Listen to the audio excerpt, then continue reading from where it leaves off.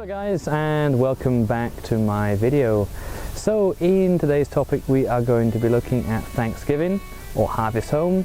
We're going to be doing some reading practice, learn some new words, some phrases, and have some questions that will hopefully get you thinking. This season is a busy time to be bringing in the harvest.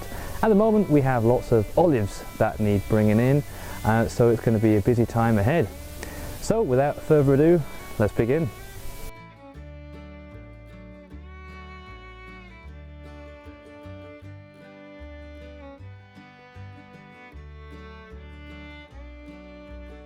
Okay guys, so let's begin this topic. Harvest Home or Thanksgiving. The first part of this is a reading exercise, so if you'd like to read along with me, then please do. If not, you can stop and start and read in your own time. Background. Thanksgiving in the United States is celebrated on the fourth Thursday in November. It's often thought of as a particularly American holiday because of the story of the Pilgrims and Indians.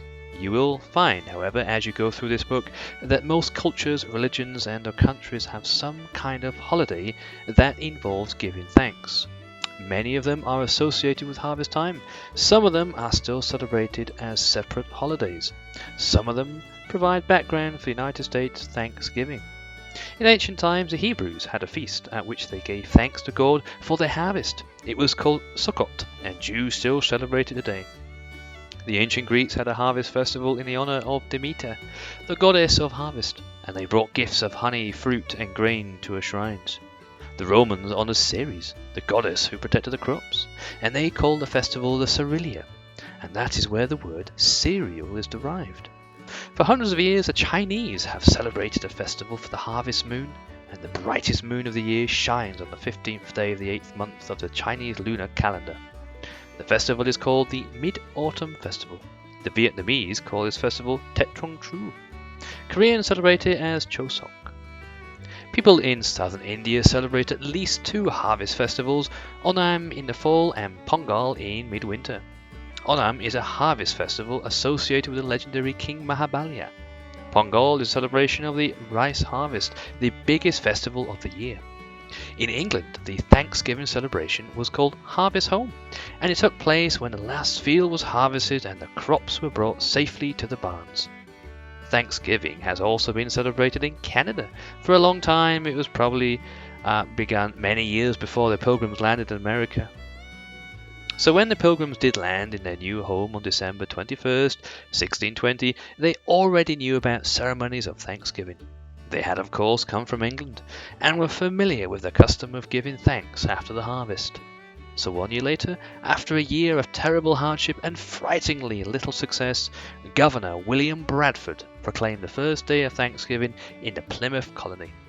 This was a feast day that many think of when we hear the first Thanksgiving.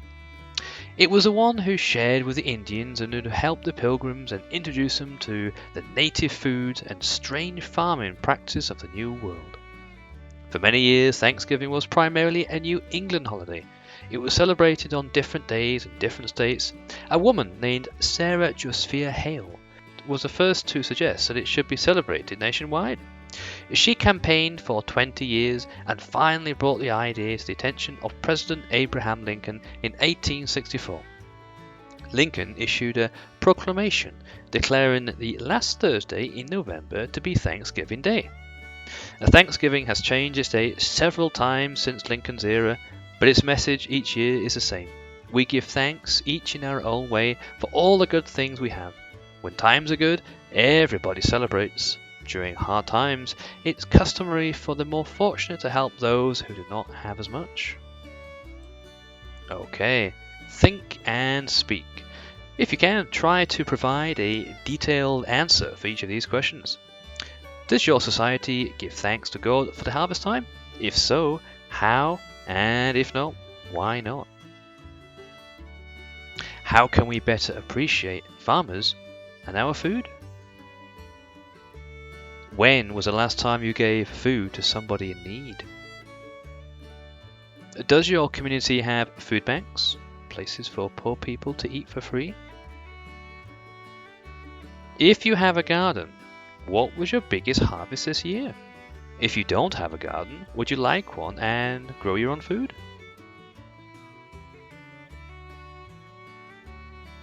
Okay, guys, I hope that you have learned something about Thanksgiving, and I hope that you have felt you have developed your English in some way.